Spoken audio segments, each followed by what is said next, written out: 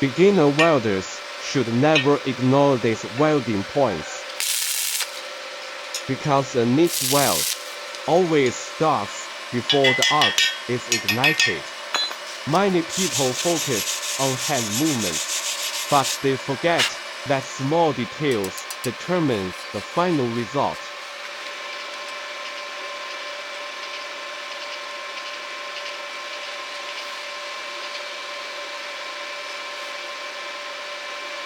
The first layer uses a proving technique with 95 amperes.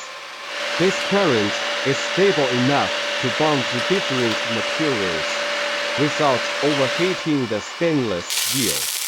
The movements are calm and consistent.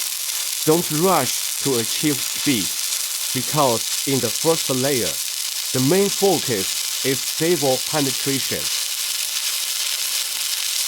When the heat and the electrode distance are maintained, the melt will appear calmer and more even. A stable puddle makes the bead denser and helps the slag begin to lift off on its own after cooling. This is a sign that the heat is working properly.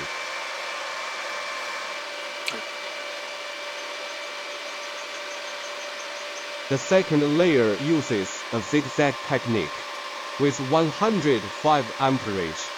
Slightly higher amperage helps the bead fill out more fully, and the weld surface looks more vibrant. The zigzag motion is short and steady. Don't use too wide a motion when holding the heat on the stainless steel.